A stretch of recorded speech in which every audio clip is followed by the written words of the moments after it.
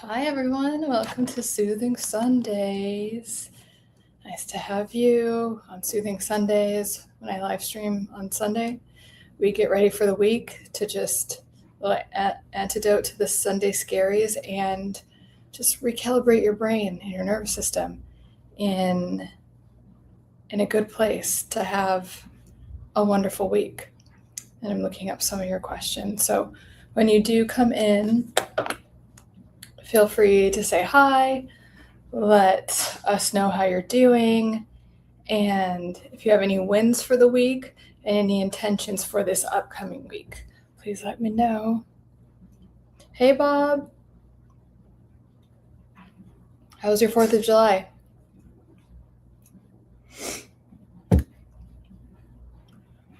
And also on Sundays, I do, a nervous system regulation technique or something to rewire the brain. So this week, I actually spent the 4th of July under the weather. I just randomly had to cancel my plans because I got like fever and chills and it was very intense and it sucked. But anyway, I remembered, I always know, but I got a chance to really understand on a deeper level like the importance of sleep and just resting, not when you're like exhausted or because it's the end of the night. And I did a lot of Neville Goddard's what he does to manifest or bring things into the 3D, because I was sitting there a lot. Sorry, my throat is, I don't know how long I'm going to last because I'm still kind of like feverish. So just so you know, guys. But so what you do for this, and you could do this at any time. You could do this while you're cleaning your kitchen or if you're in a meditation. But the way that Neville Goddard teaches it, especially if you're really trying to bring something in and this might be new to you, is you get in a relaxed state. So you could be like sitting on a couch or something like this. And you close your eyes just to help you just to block out the outside world, because what you're trying to do is go from a circumstance that you don't want to one that you do want. So you want to just block out the outside world and immerse yourself in the vision of what it is you want. Whatever it looks like, just start there. Like, okay, if I have this thing that I want to be, do, or have, as you're just in a rested position, and you're not going to fall asleep. Your body is completely relaxed. You're breathing deeply, but you're still aware. You're still the one guiding your thoughts. And then you're going to envision that. And then you're going to bring all of the feeling into it, because the feeling is what literally connects those neural pathways. So it's not just a thought, because if it's just a thought, you're like, oh, it's out there. And Neville Goddard talks about living from the situation that you want. So if you're living from it, that means you are it. Like you have that relationship that you want. You have the bank balance that you want. And how does that feel? Oh, it probably feels relaxing. It probably feels full of joy. It probably feels loving. Hey, Miss Priya, I'm going to get to your questions in a second. So you really immerse yourself in those feelings, and that is what brings it into your reality. So if you don't have any resistance to it, like your inner critic isn't like, oh, how's that going to happen? Or, okay, that's done, then it will come in really fast. And if you have a little bit more resistance to it, it's going to take slower. So why not just get rid of the resistance? That's what Neville Goddard says. Like, he calls it the law of assumption. I think it is the law of assumption. And he's like, just assume. What do you have to lose by just assuming that it's just all there? Just feel into it and it's all there. And I've done this so many times. You know what I've done this a lot with is strawberry chocolate. For whatever reason, I like white chocolate that's like strawberry. And maybe because I don't really care if I get it or not, but I've been in the supermarket. I'm like, oh, I just want some strawberry chocolate right now. I was like, that would taste so good. And I was literally looking at all the candy, and it was not there before. And then it was there. And then one time I went to C's Candy. I don't know if it's like a West Coast thing. It's a candy shop. And I was getting some candy for my friend, and I was like, do you guys have any strawberry chocolate? And they were like, you know what? We just took it off the shelves, but here's a bunch of here's 10 free ones of them because we can't sell them anymore. So here, you could take that. And I'm like, I got all this and I just didn't even try. And that's what manifestation should always be like. So you might as well try to just get really relaxed, feel how it feels to have it, and then be like, oh, okay, I'm just assuming that I have it. And I promise you it will show up. I've done this, and you have too. You've done this with so many things because it's the laws of the universe. It's how they work. So whatever your dominant assumption is, all men are this way, all relationships are this way, or they're this way, or my life gets to go this way, is how it's going to go. Trust me. If you don't believe me, just try. Just have fun with it. Just try. So that's a neurological reprogramming technique.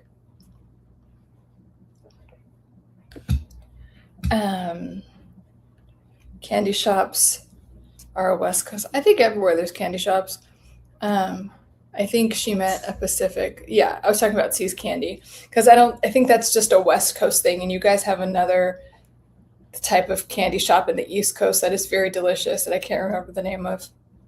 Okay, so Miss Priya asked 2 questions, and one of them was, you're referring to the popular statement, parents say that you will always be their child, and this is just how they see you, so they have to treat you that way. But it leads to overbearing. Helicopter parents, also mothers, often feel like they are failing their children even when they are adults, or feel like they failed as a mother, and that leads to certain unhealthy behaviors towards their children, towards their adult children. Yes, and really it's a boundary issue, and really that's a form of gaslighting. It's like, because especially toxic or narcissistic parents are very controlling. All narcissists are very controlling. So what they are going to do is like, well, I'm your mom, I'm just going to always be that way. I'm like, that's just how we are. Trust me, my parents did that about like everything. And it really stifles the child from feeling autonomous, from feeling like they can trust themselves. And like I've said this to my parents later on, it's like, if you're literally like brainwashing your child to think that they can't do anything. Why? Because the narcissist wants you to be dependent on them forever. Okay, my sister and I went in very different directions in this way, and I'm like, peace out, bitches. So it does. It's really very toxic, because you're teaching the child that they are incapable. And as a parent, one of your things that you're supposed to do, primary things, is make a very capable, self-sufficient child that believes in themselves and wants to develop their gifts, skills, talents, and abilities. So that does the opposite of that. And it is gaslighting, and it's just a covert form of control. And then Miss Priya asked, oh wait, I did that one already. Another one, narcissists and toxic people will say a truth or a partial truth, and then to gain control, like they will say, if you weren't so overweight, you wouldn't need to be going to the doctor. How are they gaining control in that way? You wouldn't need to go to the doctor all the time. The truth hurts, doesn't it? And it's like an attack. Well, okay, there's always a nice way to say things. Like, that doesn't sound like the nicest way to say something, but like if we were to take a full scope, because we always take responsibility for ourselves up in these streets of my channel. So is it a dynamic where you keep complaining about something and that bad outcome keeps happening, and then the person is frustrated, like, this is going to keep happening if you keep doing this? Is it that? In that case, yes, we get to take responsibility for our behavior, even if it sucks, even if the truth is hard to hear. Or is it just a way to be mean? Is it just like you're not even bringing it up, and they're like, oh, you're fat and overweight or whatever, and it's just a way for them to make themselves feel better about themselves by talking shit about you, because that's what narcissists do. They offload all their guilt and shame, and they'll find something that you're insecure about and poke and prod at it so they don't have to look at themselves. So those are the 2 answers to that question. Hi, Taryn. With the amount of people that bring up narcissists, you would think the majority of the population is a narcissist, but I do not believe that is the case. It's not, but there's a lot of people that are narcissistic, because narcissist is like the narcissist defense structure is very lazy. So it's actually really common. We haven't had a name for it. And some people just have some narcissist defense mechanisms. And some people have all of the defense mechanisms. And then they are clinically like a narcissist.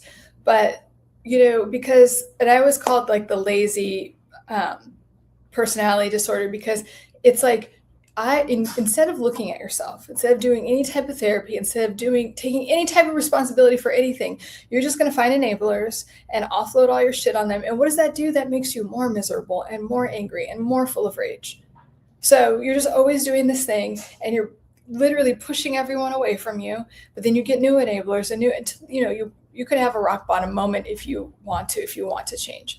But yeah, it is a thing. It's like, oh my God, everyone's a narcissist, and some people just have those defense mechanisms. I'm going to see if I could pull up the thing on here. Okay.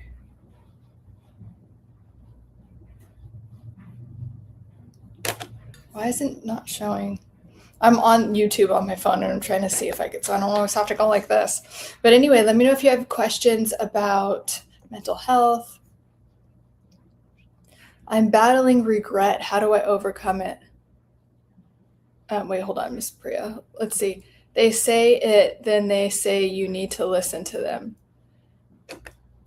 But again, right? Is it like because you're constantly repeating yourself, or is it like, you need to listen to me so I can have control over you? That's not good. But if it's like, hey, I really care about you and please listen.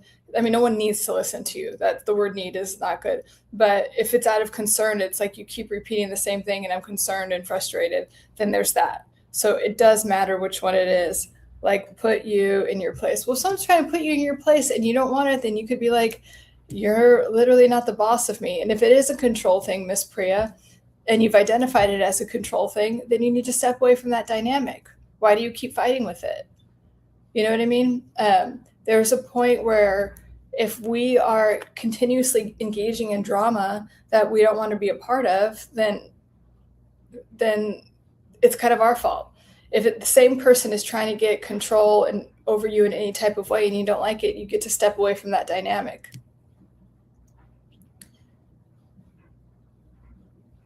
But okay, so some guy, you're battling with regret. The thing about regret is that it's in the past, right? And we can't do anything about it. We can't do anything about the past. Now, if it's a way you treated someone or something, you can go back and talk to them. Like, it's kind of specific, but like to what it is. But if it's like maybe you had an argument and you're like, I'm really sorry about what I said, then open up that line of communication. But like, specifically, what regret do you mean? Narcissist has been used so much. Yeah, I mean, you could say that about a lot of words, but I'm classically trained. I know what personality disorders are, and when I worked for the government, I was a personality profiler. So I know how to help people that have been in relationships with these people.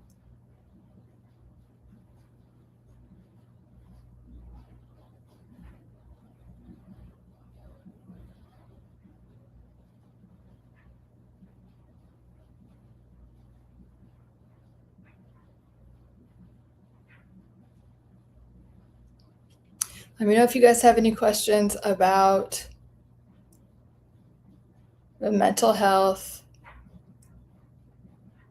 or you're celebrating any wins for the week and you have any intentions for the week. Like, this week is the week that I'm doing this and I'm taking steps towards it, like this. Like, you question their cheating, then they say this. You question their cheating. Wait, you're switching subjects, Miss Priya. Did I miss something? Bob, even if 2% of the population, that means there's 40 million walking around. Thank you, exactly. There's a lot of them, though. Haley, I'm from California. Where are you from? My win for the week is I stopped myself twice from going Jade. Very good. That is a very good thing. So again, Jade stands for justify, argue, defend, explain, or even engage with someone that's toxic, someone that's just looking for a fight. That, they don't really want a relationship with you. They just want a fight. My regret, the ones that got away and poor professional decisions. Okay, well, the ones that got away, do you really think that they were meant to be in your life? And if it's like, yeah, I could have really married that one or something, then we take accountability for ourselves. So it's like, what did I do that wasn't conducive to a healthy relationship? Can you list those things? Can you look at yourself? Because if you bring an awareness to it, especially through writing it down, you could be like, okay, I did this, and now I can take contrary action. I could do the opposite. I could not be as impulsive. I could be a good listener. I could be. So all of these things that have happened that you regret, instead of just beating yourself up with the emotion of regret, which doesn't do anything, you get to take these experiences and say, okay, you know what? These were all lessons, and I get to learn from them. I get to be a better person. I get to be a better professional. I get to be a better partner to the next person I date through these experiences. So we're going to transmute that regret into a learning experience, because there you can very easily create a strong and toxic feedback loop around regret, where your inner critic is just beating you up, and all it's going to do is keep you low and not where you want to be, or you're going to attract the same dynamic again and again. So we want to use those experiences that have the feeling of regret to learn from them. And then that's a wonderful way to empower yourself too. Why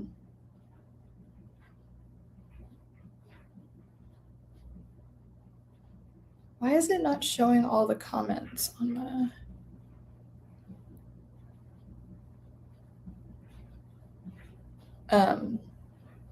Okay, here, I got all the comments now. It's easier for me to read.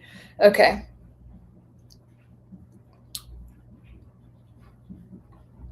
So again, if you have wins for the week, where did the comments go? Okay. You're welcome, some guy. Years ago, I let quality people walk out of my life and I grieve my choices. Okay, that's okay. That's great awareness, some guy. So what you're going to want to do is look at that and take full accountability and responsibility for your behavior and decide, I'm not that person anymore. I'm not going to do that anymore. Okay. So from here on out, you could only take responsibility and choose differently and act differently. And if you have an opportunity to just apologize to some of those people, do it. Not without expecting any outcome, but just apologize. You know, making amends is a really beautiful thing to do.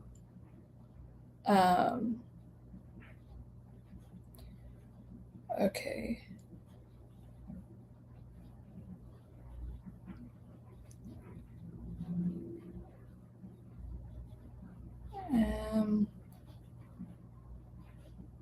Try not to drink as much. That's good, Tom.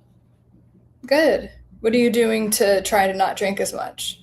Maybe some relaxing tea, maybe hydrating in some other type of way. Also, if you're really trying to not drink as much, can you look at why you're drinking? Are you trying not to feel something or be aware of something? Because sometimes when we're doing too much of anything, it's to numb out a certain emotion or thought. So that can really be helpful too. It can be challenging to distinguish between everyday stress and a condition requiring medical attention. I don't think so, Martin Love. What do you mean? So is your stress causing physical harm or some type of impairment? Because stress does do that. You know, our brain, it doesn't stop here. You have your spine. Why can't I remember, you guys? I'm like a little bit recovering from a cold, or the flu, whatever the fuck I had. So my brain isn't like completely online. But your brain goes all the way down through your nervous system, through your spine. And so when we're really stressed out, we will hold tension somewhere else, or we'll get a disease. Like people get cancer and other things from not just like it's because it's genetic or whatever, it's because we have stress in our lives, that we have things that we haven't dealt with. So I think that's what you mean, Martin Love. And you get to deal with the stress and take care of yourself. This is definitely a calling to take much better care of yourself. David Weaver. I date all the toxic women because they are not until they start. Well, they are, David, right? So toxic people we ignore the red flags sometimes. So yeah, they are. If someone's toxic, they are. But what do they do in the initial stages? Like if they show all their toxic cards right away, you're going to be like, no. So they know how to pull people in. They're charismatic people, toxic people, narcissists, borderline, sociopaths. They're very charismatic and alluring. But if you see all the red flags in the beginning, which you might have ignored, okay, the love bombing, all that stuff. If it's like too much, it's too intense, that's a sign. But as soon as you start to see the red flags, you could love and respect yourself enough to be like, I'm out. I'm out. You're welcome, some guy. Rhea, I'm lonely and I don't know how to make friends. Oh, well, the fact that you are saying that means that you want to make friends. You have a desire to change. So that's a good way to start. What are you interested in? I think that's always a good place to start. Whatever you're interested in, can you find a group online to do that? There's also, one of my clients was telling me there's like Bumble for friends. I've never done it, but apparently there's a Bumble app, which is typically a dating app for friends. So you might want to try that. But I would do a journal entry and be like, hey, I've been lonely and wanting friends for a while, and now I'm going to change that. And here's how I'm going to change it, and do some soul searching around that. But that's a good start. Fresh. I date toxic women for the thrill. Well, then you're addicted to that, so you can't complain. I'm almost a top fan. Yay. Hello, everyone. Makes sense. Me and my girlfriend, this is Dan Peter. Me and my girlfriend broke up because her parents, a month ago, last week, I changed my profile picture on IG. Later that day, she changed hers too, I guess, and blocked me but keeps me unblocked on her fake account. Any meaning? I think that if you're done with someone, why don't you just not follow her on her fake account as well? I mean, people do all of these like gamey things during a breakup to see if you're still interested in all this stuff. If you're done with the relationship, be done with it. Don't follow her on anything. I never block someone. I'm gonna tell you right now. If I have an ex, I do not block them. I want them to see how happy and healthy I am without them and how I'm doing great without them, because I'm fucking petty like that. Well, also no, I just don't care. I don't like care enough to block them. You know what I mean? Because I think if you block someone, it's like, yeah, you meant something to me, and yeah, like, who cares? I'm not dating you anymore. You could watch my stuff. I mean, whatever. It's a better attitude to have, I think.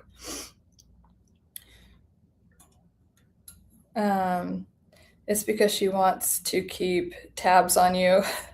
I mean, maybe, yeah. So it's like, but do you want her to keep tabs on you? Or do you still want to be pulled back in? Neil Armstrong. What's the most effective way to embark on a journey of self-discovery, ultimately leading to a deeper understanding of one's identity? There's so many different ways. There's so many different, any type of self-help, self-improvement, but it also depends on what you're drawn to. I would definitely, hi James, I would definitely do something that, like, because I was going to say meditation, but like that's not for everyone. But I would definitely work with someone if you really want to go this deep, because when you're working with a coach or a therapist, they can see things that you can't, and that's going to expedite the process so much quicker than anything else. Like, I mean, I have clients who are at this place where they just want to get deeper and really embark on their self-discovery. And it's like their mind is blown. They're like, okay, I'll hire you. I don't know if anything. And they're like, whoa, they're all in. So this is a really good place to be, Neil Armstrong. But I would definitely find a coach or a therapist that likes to do this, that specializes in it, because not all coaches and therapists are the same, and really wants to explore that with you. But congratulations on wanting to do that. So I should keep it no contact. I think so, unless you're trying to get back together with her. What's the point in talking to exes? Do you guys have a kid together? No, if you don't, you don't. And I even think, like, I've heard some people like, okay, well, we have this dog together. No. If it's not a human child, there's really no reason to talk to your ex. That's my opinion. Otherwise, you're keeping the door open, and then you're stopping yourself from having the kind of relationship that you really want. So, I say lock the fuck in and grind and be a better version of yourself so you can see how far you've come. But that's my bias because I'm petty. Like, yeah, I mean, but why not? I mean, this is a lot. My life's work, this channel, everything I do is about you being the best version of yourself. I want you guys to have the best health, wealth, relationships, career, and relationships with yourself and other people, and connection with God, source, whatever you call your higher power. That's where you're supposed to be. In these fear states, through media or certain companies, they're trying to keep you down. They're trying to keep you brainwashed. And I just want you to know how freaking powerful your mind is. And you can literally have anything that you want if you create the right neural pathways, if you focus on the right thing, if you regulate your nervous system in the right way. So hell yeah, lock the fuck in.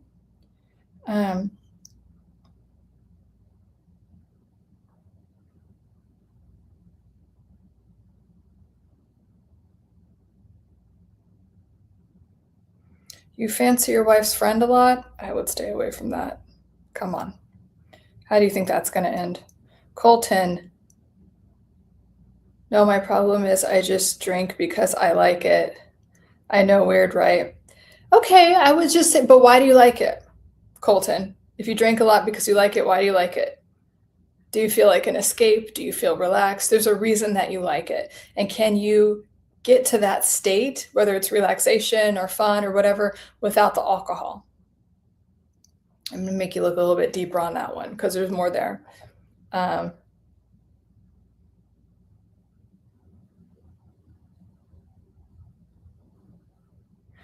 topic is mental health. I go over a nervous system regulation technique in the beginning on Sundays.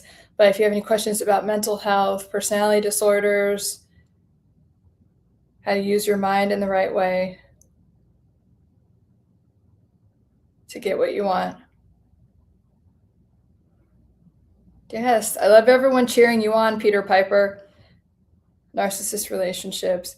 Oh, a lot of tension needs tension? Colton, oh, a lot of tension needs that attention? I don't know what you mean, Colton. Say something. Okay. Transfer the trust from yourself to the, okay, well, I don't mind. I mean, like, yeah. But I also believe that God consciousness, whatever you want to call it, is flowing through you. So there's nothing to really transfer. If you're like, it sounds like you're Christian or whatever, they say that the kingdom is within, and like in every philosophy, spiritual thing, they just tell you, bitch, like you are God in some type of way. So it's same to me, but I don't think you need to, and this is a big thing that I have, you don't need to transfer your power outside of you.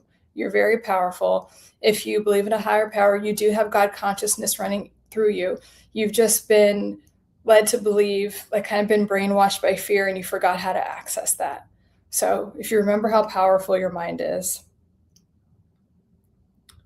Can one be a narcissist and then be cured? If they want to. I have had clients come to me, and it's typically because like someone's partner is like, you better go fucking see Lauren, or and they're like, okay. So they had enough ego flexibility to do that, but they'll be like, yeah, I do have some of those tendencies. I do get defensive, and I do that. I gaslight or I devalue. So they're aware, because remember, this is like a spectrum, right? And so you can have like some borderline tendencies. Maybe when you're stressed, you go into black and white thinking, and that's okay. It's just there for you to understand. So you can be cured. The danger is thinking that like, I fell in love with this narcissist, and if they could just be the version I met when they were love bombing me, don't get into that, because they have to want to, they have to have the willingness. And this is true for anything. The first and really only question I have when I take on a new client is like, where's your willingness? If you're willing, like we can do this. We can do this, bitch, and we're going to get really good, fast results, but your willingness has to be there. And so if they're not willing to like be cured or like have these defense mechanisms assuaged, then no.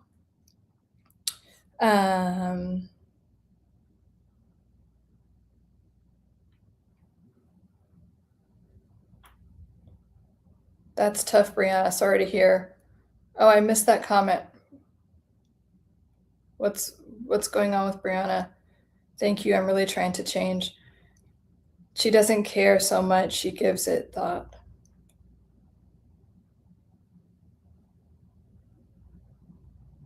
Thank you, James.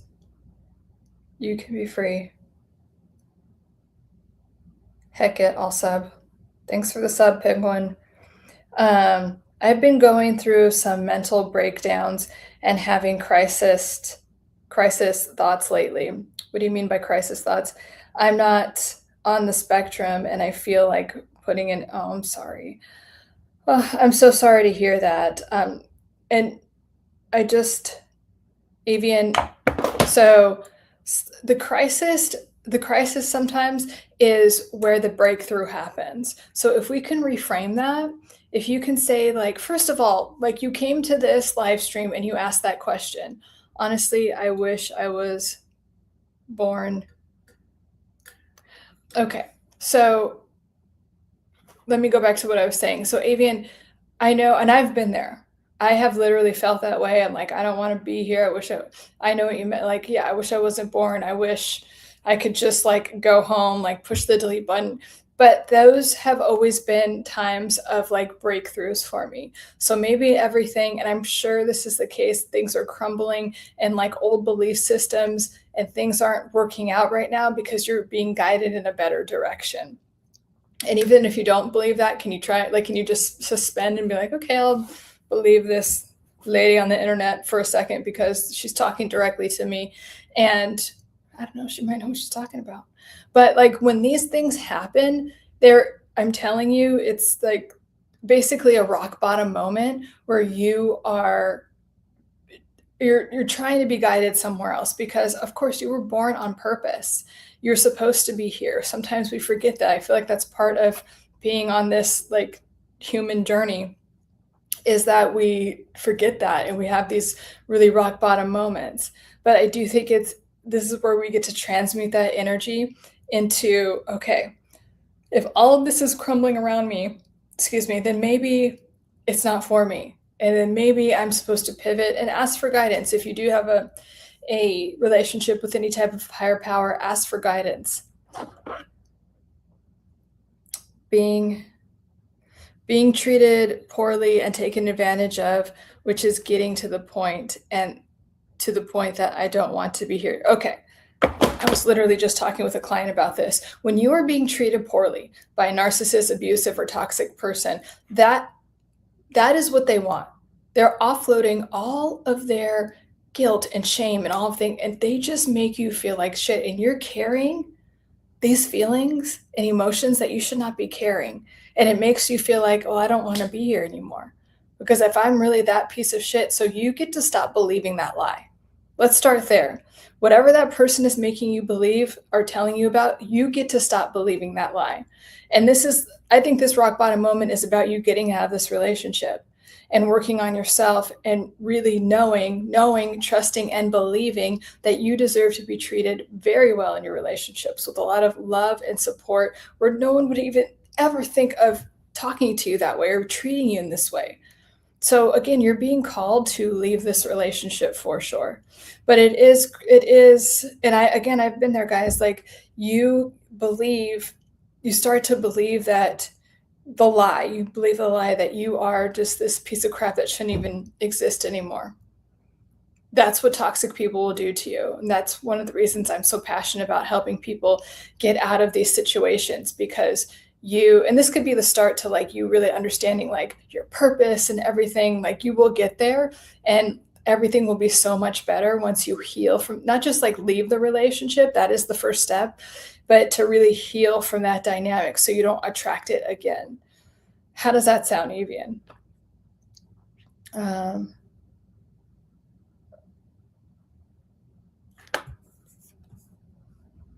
Brianna, I was just saying I struggle with self-harm and oh, and manipulative. Oh, okay, I'm sorry. Somehow I missed that. So, what are you doing, Brianna, to are you doing anything right now to work through those things? Because when we struggle with self-harm, body dysmorphia, and the ED and the thoughts, there's a very strong like desire to not be present and to not be in your body. So I'm assuming that you get to do some work around trauma and releasing trauma that has been stored in your body. And are you doing that? Are you working with someone? You could do somatic therapy. Sometimes that's a little too intense for someone. Sometimes when I work with people that are struggling with the same thing, you want to start with just talking and then ask like, oh, is it okay if we do somatic therapy? Because all of this pain is stored in your body. That's why a lot of it is being taken out on your body right now with the self-harm and the eating disorder and the body dysmorphia. So what are you doing to work on that? Are you still in the midst of and these are forms of addictions as well? But I'm so sorry to hear that. But are you getting any type of support? And even if you go to, they have a 12-step program for ED, and they talk about all of these other things that you're feeling. I'm a big fan of 12-step. But let me know what you're doing, Brianna. I'm glad you're here. I think you being here and saying that makes me know that you want to change. So give yourself credit for that. And it is really hard because it's like, we're in our bodies and then you don't want to be in your body. And so you're always battling with your body and trying to hurt it in some type of way because maybe that happened in the past. And so it's a journey to feel safe in your body again. All of the things that you are in the process of overcoming are a journey to feel safe in your body again. And you will. Trust me, you will. I know even if it doesn't seem like that, you will. She does, Erin. I do what?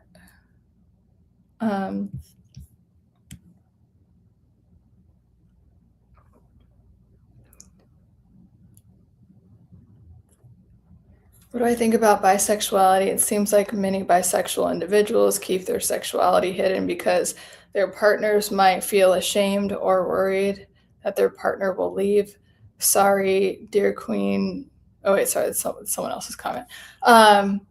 I think that everyone, I think sexuality is on a spectrum. And I think even within your lifetime, it can shift around. I've seen that a lot with my clients. So I don't think anything bad or good about it. I do think in a relationship, some people are very open with their partner about how they are. But with real bisexual people, that doesn't mean they just pick, if they're with an opposite sex person, then they're still in that relationship. It's kind of like I'm attracted to Mexicans and white guys or something, but you don't just oh, I'm sorry, I'm racially you're in that relationship and grounded in that. It doesn't mean, that's been my experience with coaching people that are bisexual. But I mean, the rules are different for people in their relationships. Some people have a lavender marriage and then that works for them and they both do their own thing. So, but if it's a thing where you get into a relationship and it's like, oh, there's this part of me that you didn't know, well, then yeah, that needs to be talked about. And sometimes they don't want you to know, especially if it's a guy. I think I haven't told this story. So I was dating this DL. He was like a DL narcissist, down low gay. And then I'm like, it was so obvious that he was gay. And I'm like, okay, do you hook up with guys? He's like, how dare you? And I'm like, I'm being very open-minded about this. I just want to know, and then he wasn't having it. So it depends on the person and how willing they're to be really open and honest with their partner. Even I've been single all my life. It's mainly from work or outside of work. people be sketchy nowadays, and I don't trust anyone because I used to be bullied due to my disability. Okay, so there's an opportunity to trust people because there's sketchy people. I'm not saying that there's not. But again, like I was saying in the beginning, your dominant beliefs will create your reality. They just do. That's like, it's just, we have this movie in our mind and it gets projected out into the 3D world. So can you start to change your core beliefs to maybe there are some people, you can even start with a maybe. Maybe there are some people that I can trust and that really would love and support me. And then you could change it into, you know what, there are people out there who love me for who I am, and I can trust them and be supported by them, and start slowly changing your beliefs. Because if you don't, then it's going to be impossible for you to attract people that you trust. And I'm really sorry that you were ever bullied. But it doesn't seem like that's happening anymore. And so one of the biggest parts of healing is that we have a past and we're carrying it into the present. And that's going to keep us stuck. That's going to keep us in the same feedback loops. So deciding that the past literally doesn't exist anymore. 5 minutes doesn't exist anymore. It's in the past. And can we leave it there? Every time your heart beats, every time you take a breath, you are anew. You're literally born again. Okay? You really can't. Like, anything can start over just like that. So that's why I always ask you guys to make that decision and decide. Again, write down your standards. What are your standards for now? Now, not the past. We're going to pretend like the past doesn't exist. Really put yourself out there. The past doesn't exist. And it's here's how people treat me. Or you could do the other form of it, which is if I woke up tomorrow with things perfectly how I would want them, what does that look like?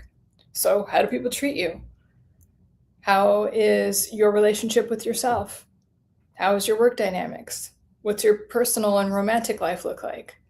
And then from there, those are actually your new standards for yourself, and write them down. So I am Evie, and I'm really hearing that you want to change, which is good. But there's the little version of yourself, the little child version of yourself who's scared. So we have to tell that version of ourselves, hey, it's not year whatever, it's this year. And now we can have friends. Now we can be loved and supported. Now we can live the life that we want to live.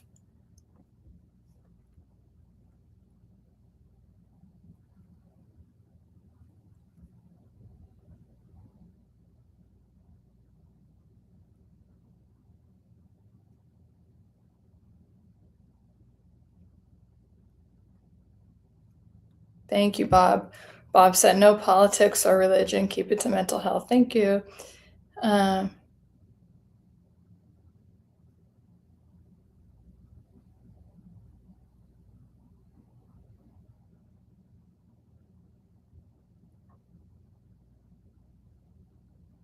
Okay, Brianna, yes and no. My parents think I'm being dramatic.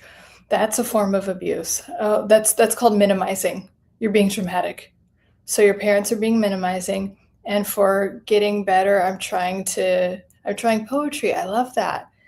Like from Ginny and Georgia and Rubber Band on my wrist. So if I feel like relapsing, I snap it. Okay, I like that. That's positive pattern disruption. And I love poetry. I love creative outlets for healing. Some of the best healing comes from writing poetry and music or whatever creative outlet you have. So do with that. I'm really sorry that your parents are saying you're being dramatic. And I grew up with my parents saying the same thing, and it is just to minimize it so they don't have to deal with it and so they don't feel like failures. So that's the other thing that sucks. It doesn't even have anything to do with you. So I'm really sorry to hear that. But you keep focusing on you and your healing. Yeah, easy with the all caps. No need for it. And I kind of don't read things that are all caps. As a male childhood essay survivor on the social construct of the Me Too movement, they are my peers. Why is Zootopia and Stranger? I don't know. Hi, Street Cat. How are you? Avian, I'm currently 27 and been through hardship, which with my disability, it gets worse and worse over time. I don't get along talking to people because I have trust issues. Yeah, Avian, that's what I'm saying. Like, there's an opportunity because your trust issues are creating this barricade, right? And I'm not saying when you were a certain age, those trust issues protected you. And now they're getting in the way. Now it's a defense mechanism that we don't need. And it's a belief that's kind of a lie that you're still believing. Like, not everyone is out to get you, even though, like, the bullies and all that stuff, that was very damaging and traumatizing. But can you work on releasing those trust issues? Can you work on really believing that people want to love and support you and help take care of you and all of the things that you would want in a relationship? That's where the pivot is going to happen.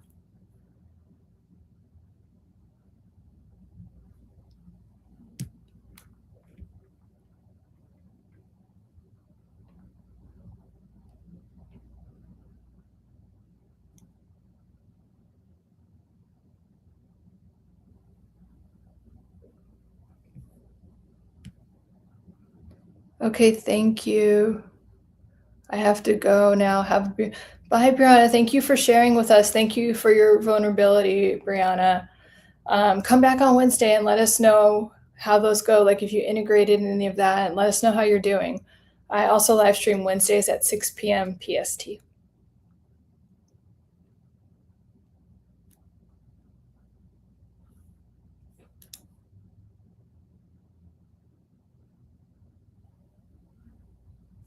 Okay, so let me ask the same question. Men's mental health awareness brought to light as much as anything else. Yeah, I mean, when I'm talking about mental health, I'm talking about both. And for me, at any given time, I have between like 40 to 60% of my clients are men. So I know sometimes it's more difficult for men to initially ask for help when it comes to mental health related things, but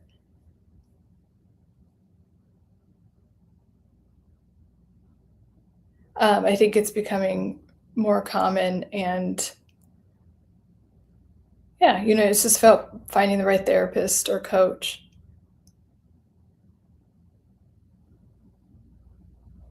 Are you a cradle robber if you're 33 and dating a 20? No. Oh wait, that's 22. No. I mean, with 22 and 33, like, I mean, your brains don't fully. If you're a man, I think it's up to 35 for your brain to fully form, like your prefrontal cortex to completely come online. And for women, it's around like late 20s, early 30s. But I don't know, have a relationship. I don't know if you're being told that, but you're technically both consenting adults.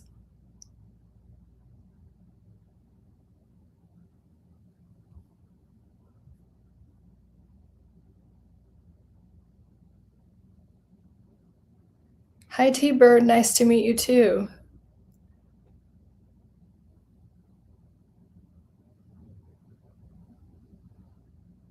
I am praying for all y'all's healing. God bless. Thank you.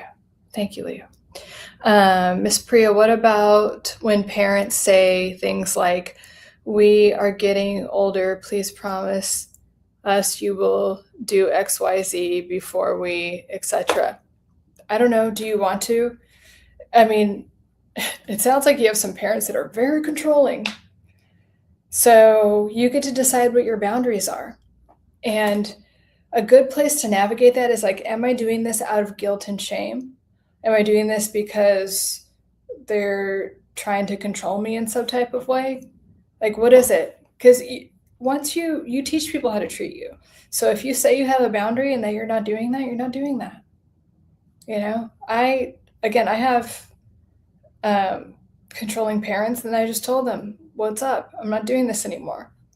And they kicked and screamed at first, and they will. Like, controlling people want to control you.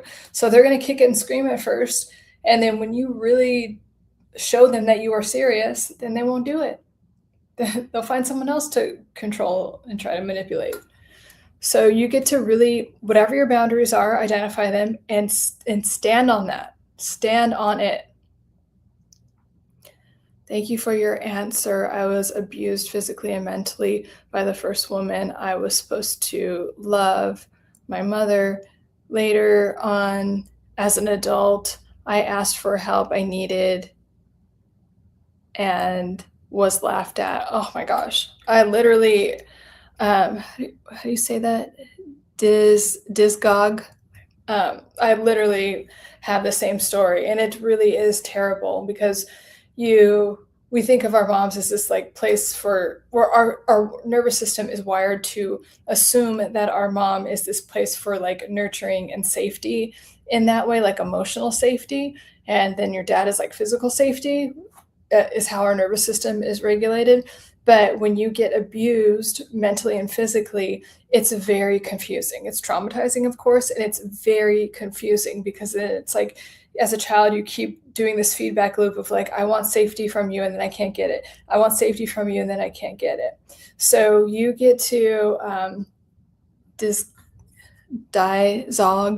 you get to regulate your nervous system first and understand. I wouldn't like try to date anyone or anything. What I would do is work with someone where you can tell them this. And if you're working with someone that understands, you can say like, I want to know, trust, and believe that I can be in a safe relationship and that I could be loved in that, because there is a part of your brain, and it's like the primitive part of your brain where your heart beats and like you breathe and all of that, that is associating love with danger and love with abuse. So we have to dismantle that. We have to uninstall that program and then install a new one back in. And I mean, you can do journal entries and just, tell yourself like, this is what love is, and do the standards list that I talk about, like in relationships, I get to have these things. But it's really, with this type of stuff, it's really good to do with someone. So find a coach or therapist. I could work with you maybe if it was amenable to you, but like definitely work with someone on this, because you're ready, because you wouldn't have brought it up. You're ready to find a new relationship with love and relationships where they're safe and loving and supportive.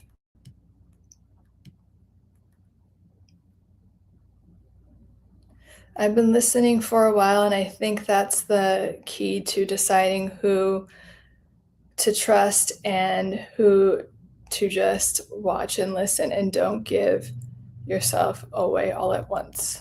Yeah. Avian, I hate when people are controlling. Yes. And the thing about when people are controlling is it's like it's not even about you. They just want something to control, even if it's disguised as like, oh, I care about you. They just want to control you because they don't feel control in their lives, or for a myriad of reasons. Ivan.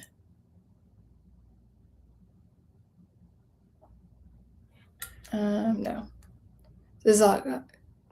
Bob says, Discog, I feel that you should be proud for addressing it and seeking help. Yes, you absolutely should. Like, literally serious big win for, thank you for your vulnerability here. And then also, you are so ready to leave that old feedback loop, that old way of relating to people behind.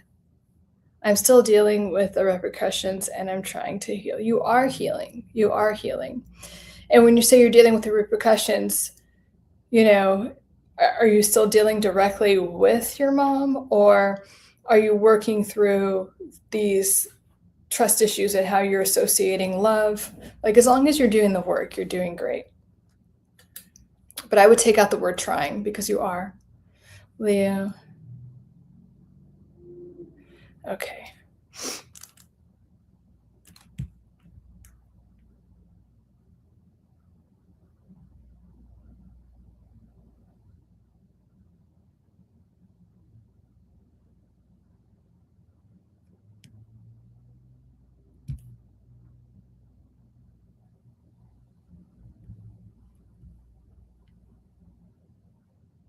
I'm going to make a suggestion, send a bit of time on him.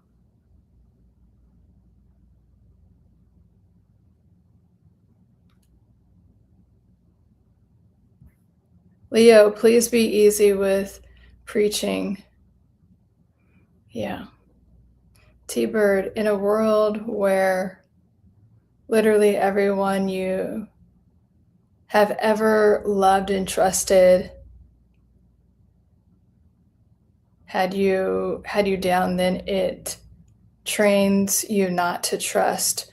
You feel, yeah, I get it. I get it. It does train your brain to do that. And like your brain is actually so fascinating and so amazing because it's just trying to protect you.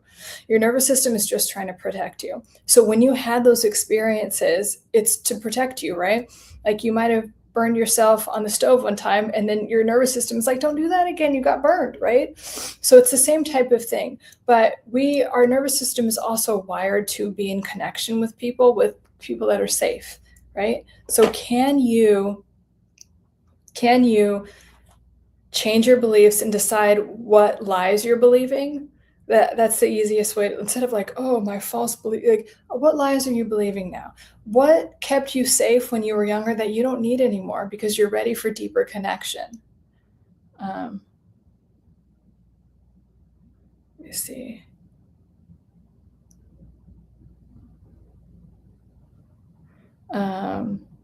As a practicing psychiatrist, I see we have a lot to unpack. Okay, well, I don't practice psychiatry. I don't prescribe meds, kind of don't believe them, sorry. Thank you for your, Dizog, thank you for your answer, that helps. And thank you, Bob, for your support. It's exactly how you described. I step away and distance once I feel that seems like love, but I just don't know what that is. Yeah, and like this is you're ready to explore what real love is. That's the exciting place to be. Like give yourself credit for that. You know, a lot of people just go from one fucked up relationship to another and then have this belief system like all people are this way. You're ready to go deeper. You're ready to heal these things. You're ready to release these things. Sometimes, Avian, sometimes I don't get along with my family because sometimes it becomes an argument with my mother, cannot relate to my situation. I've been feeling down lately, and some people are judging my disability. Okay, and so that in itself, Avian, is a trauma because your parents, they don't need to know exactly like or have experienced exactly what you have. They're there to empathize, right? Parents are there to help you what's called co-regulate. So like, you know, you could co-regulate through a hug. When you get a good hug and you just feel like, oh, a little regulated. And she's doing the opposite. She's basically minimizing your feelings and not wanting to deal with him, probably because like she doesn't want to deal with him. It doesn't even have anything to do with you, Avian, and I'm really sorry to hear that. But this is why I want you to know that there are people, and it's really hard when your own parents won't do it. I've been there, trust me. So I get it, but you get to know, okay, my parents couldn't provide this for me, but there are people in the world that will love and support me and where I can be seen and heard.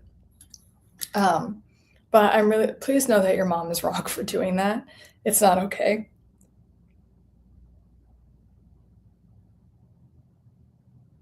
Miss Priya, do you think our current culture of rage baiting, provoking, or engagement causes addictions? Since you could be addicted to anything. And rage bait only works if someone wants to be baited. So they have an addiction to that too, to the drama or to getting angry in that way. You know, if you're getting hooked into the rage bait, maybe you have a rage addiction. Maybe you want to just get all these feelings out, or or a drama addiction. So it can only work if you're unaware of where you might have some addiction loops and numbing out behavior, and do you want to get rid of them? Okay.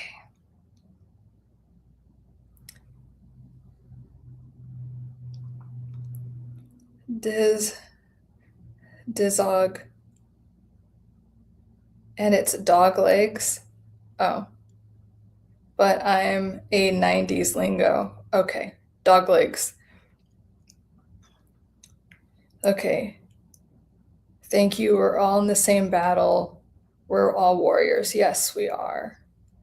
We are. And like that is the point, right? We all have our things in life that we go through. Like being a human in this world is hard, but I do really think it's meant all for your evolution and to bring you closer to whatever you want to be, do, or have, or to actually have whatever you want to be, do, or have and accomplish that. And if you have a higher power, to be even closer to your higher power. And when you are, then you're in this flow state and then things actually get easier. You get over that struggle and then you're more in a flow and then you're so grateful. Like people that have been through a lot, they're like, you know what, I wouldn't have done it any other way. So it is. We are all warriors in our own ways, and going back to like letting go. Like, can you surrender it? Can you surrender whatever your struggle is? You're not meant to keep fighting it all the time. You're meant to surrender it. Can you surrender the trauma? Can you, if energy can't be created or destroyed, can you release it? Can you transmute it into more love? Can you transmute it into more safety for yourself? Instead of replaying the same movie over and over again. And it really is like that. If you have a movie that you don't like and you're like, let me sit down and watch this again, can you decide, I'm going to uninstall that movie. I'm actually going to throw that movie away, delete it, and then I'm going to play this movie again and again and again and again and again.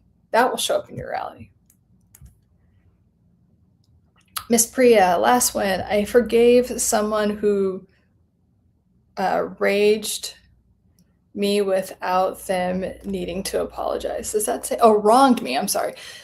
I forgive someone who wronged me without apologizing. Yes, I love that, Miss Priya. And we forgive so for ourselves. We forgive so we're not holding on to this negative energy. You forgive them for that. You're not condoning their behavior. You're just releasing it from your consciousness and nervous system. That's all forgiveness is. It's releasing the past. It has nothing, you don't have to tell them I forgive you, nothing like that.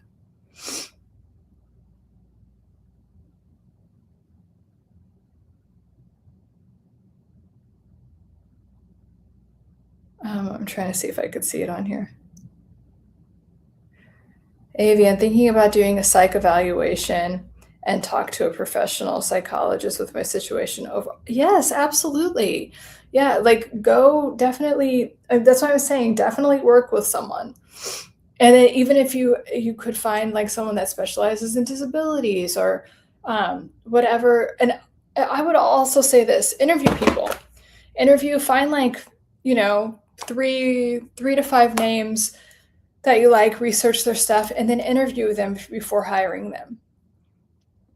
I should, anyone, I always do a free 15-minute call just to make sure anyone that's good at what they do will not mind doing that, and they'll want to answer your questions and make you feel comfortable. So definitely work with someone, Avian.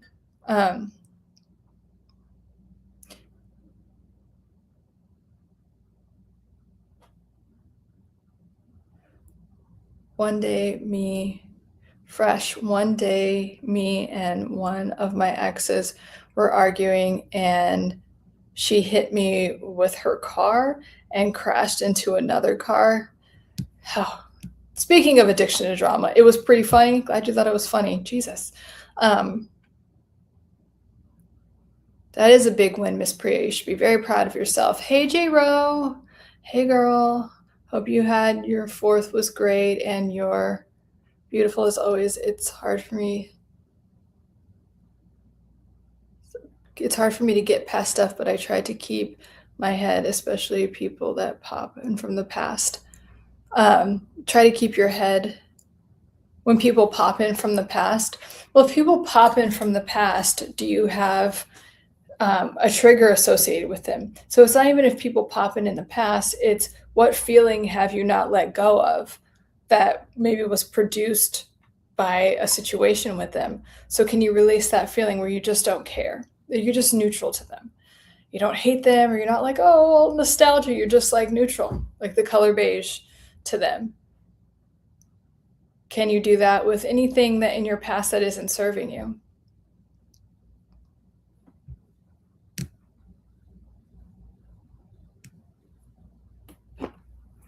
Yes, Fresh, it seems like you have a lot of crazy stories.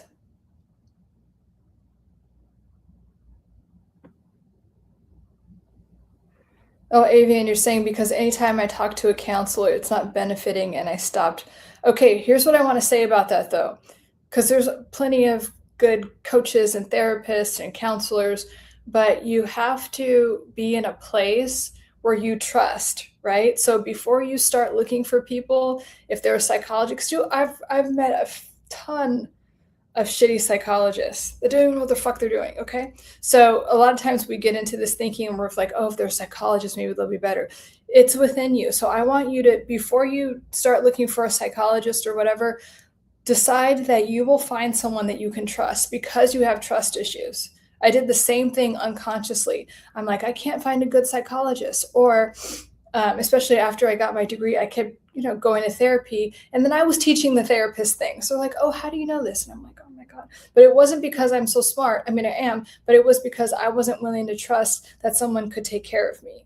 So Avian, before you start looking for people, decide that you can trust someone to help you, because you haven't had that in your life. You have had people minimize your things and bully you. So decide that you trust that there is someone out there that would just love to help you and support you. It will shift it. Then you'll bring in someone that's just perfect for you. It can take a while to find, but a good counselor. Yes, absolutely. A good counselor you click with. Yeah.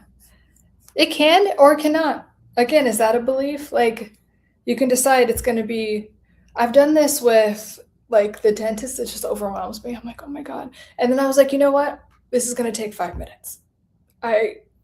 Mama doesn't have time. Like, this is going to take 5 minutes. And I just put it out there. And then lo and behold, I found like the best dentist that lives 3 minutes from me, or his office is 3 minutes from me. So you can decide, like, you can also get rid of that false belief that it's going to take a long time. There's no one to trust, blah, blah. I'm going to find this person. I'm releasing my trust issues. Maybe not to everyone yet. Not to everyone yet, but I'm going to release my trust issues around like finding the right therapist, coach, psychologist. I know that there's someone out there that I could feel so safe with, and I'm going to find that person fast. Just do that. Just try it, Evie. You never know. Yes, it's a trigger. So your triggers are your teachers. They are your teachers. So what are those people teaching you? If you're being triggered by something, it's teaching you something that you get to let go of, something that you get to address, something that you're holding on to a false belief about that situation or yourself, and like how it's a reflection of you. There's something to let go of there, and that won't trigger you anymore. I promise you.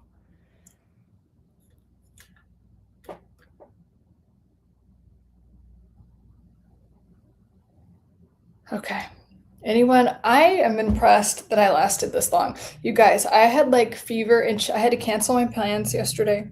I had like fever and chills and all the fabulous things, and it still was going in today. I've never sweated, but I stopped sweating. I just look a little chopped right now. I look a little tired. That's okay. But yeah, I'm glad I didn't cancel it. And I love answering your questions. I love having you guys here. I will be here this coming Wednesday at 6 p.m. PST to answer your questions. In the description, because we were talking about Discord, creating I'm going to create some type of community somehow. But Discord, I was like on the fence about. If you look in the description here, there's a link to the community, and it's on Go Collab. Let me know what you guys think of that. If you guys are like, no, I hate this, then I'll probably pick school, maybe Discord. I don't know. But the thing is, I want to have like a membership thing where we could do this, but it'll be like a paid membership. It won't be that much or anything. And then I could talk to you guys on Zoom, and then we could get deeper into things. And I just think it'd be really great. But I also like the Go Collab because you guys can talk to each other. And you can DM each other if you want, but school doesn't have that. You can only like do it in the community. I don't know, like Go Collab does have more features. So it's just not as popular right now. A lot of people don't know about it. So let me know like what you guys think about that. Oh yeah, I'm already feeling better. I was just like 2 hours, 3 hours ago, I was like, oh no, but I am feeling better. So It'll be fine. I like never get sick, so I was like being kind of dramatic about it. But yeah, my head is just it's like a little bit here, but it's all good. Let me see. Let me be clear things. Yes, God bless you too. Yeah, so let me know what you guys think about that. It's just the Go Collab thing, it's like completely free right now. I just set it up and haven't done much with it, but let me know like if you like that platform and we'll go from there. But I really would love to start a community. Hope you feel better. You don't look oh, maybe I just feel chopped. I don't know. You know that feeling. Thank you. And thank you, Bob, so much for keeping these streets clean by moderating. You are the best. I hate the feeling. Yeah, I know. Honestly, I think you are the best person to talk to for support. Thank you. Oh, you're welcome, Avian. I'm so glad that you showed up here and said all those things. It's such a good step in the right direction. You're like so on the right track. You really are. Thank you for your vulnerability. Good. See, you're working on it already. You can trust people. So you're getting there. And like that's the thing, you guys. You guys are typically so hard on yourselves. Like be nice to yourself. You're doing so much better than you think. That's why I always say, tell me your wins for the week, because you're so focused on everything that you're not good at or whatever that you want to beat yourself up about. You can trust other people, I promise you. And you'll learn that. You'll learn that when you do the work with someone, that you'll learn that you can trust people, even though you're just releasing that old trauma. Trust is a two-way street. It is difficult. And then it gets easier, I promise you, to trust people, like Bob was saying. It's true. Okay, you guys. Yeah, that was my little announcement about the Go Collab platform. My community is called Infinite Self Society, but the link is there, and I have to add stuff to it, but let me know. We'll brainstorm it together, and you guys could be founding members. Yay. All right, love you guys. Thank you so much. You guys gave me life. It's so nice being here. Since everything just happened, I feel more of an introvert, but I'm trying to get out of just slowly come out of your own shell. Don't try, just like be gentle with yourself. But anyway, I'm gonna wrap it up and drink more water and go back to sleep. So I'm all good. Oh yeah, whenever you get a chance. I'm just I want to hear you guys' feedback. But Discord is still in the background. I'm still thinking about it. Yes, take care, everyone. Thank you so much again, Bob. You're amazing. And I love you guys, and I'll see you on Wednesday. Mwah.